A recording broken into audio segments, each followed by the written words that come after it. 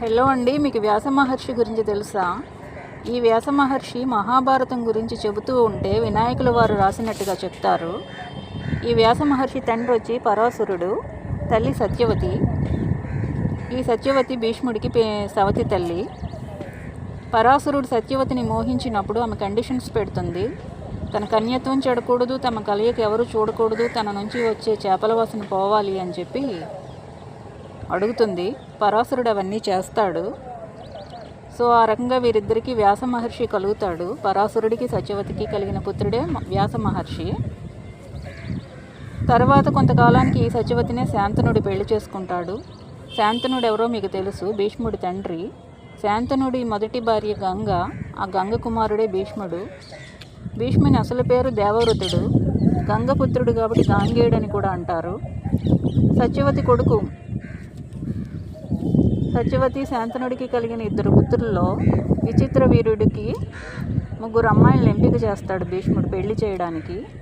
వాళ్ళ పేర్లు వచ్చి అంబ, అంబిక, అంబాలిక. అంబ, అంబిక, అంబాలిక.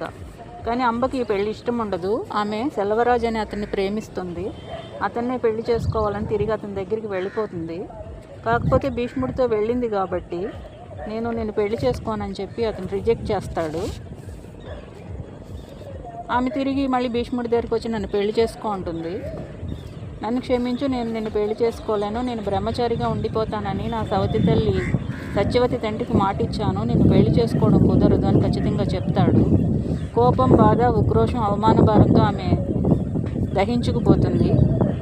అతన్ని నాశనం చేయాలని అనుకుంటుంది భీష్ముడిని. పెద్ద పెద్ద రాజుల్ని, మహర్షిని అందరినీ సాయం అడుగుతుంది. కానీ భీష్ముడికి వ్యతిరేకంగా వెళ్ళే సాహసం ఎవరూ చేయరు. చాలా నిరాశ చెందుతుంది. ఆఖరికి శివుడి నుండి వరం పొంది ట్రాన్స్జెండర్గా జన్మిస్తుంది. అప్పటికప్పుడు తనువు చాలించి వెంటనే మళ్ళీ ట్రాన్స్జెండర్గా జన్మిస్తుంది శిఖండిగా. యుద్ధ సమయంలో అర్జునుడు ఆమెని భీష్ముడికి ఎదురుగా నిలబెడతాడు. స్త్రీలతో యుద్ధం చేయడం నిషిద్ధం కనుక భీష్ముడు యుద్ధం చేయడానికి ఇష్టపడడు. సరిగ్గా అదే సమయంలో అర్జునుడు ఆయనపై బాణాలతో దాడి చేస్తాడు. అలా చేయడం కరెక్ట్ కాదు. అలా చేయకపోతే ఆయన్ని ఎవరు ఓడించలేరు. యుద్ధంలో, ప్రేమలో కొన్ని తప్పవు. మంచి చెడు అని ఆలోచిస్తూ కూర్చుంటే సమయం మించిపోతుంది. కొన్ని తప్పవు. మన ఇష్టాలతో పనేం ఉండదు. ఆ రకంగా పాండవులు విజయం సాధించగలుగుతారు. అర్థమైందా అండి?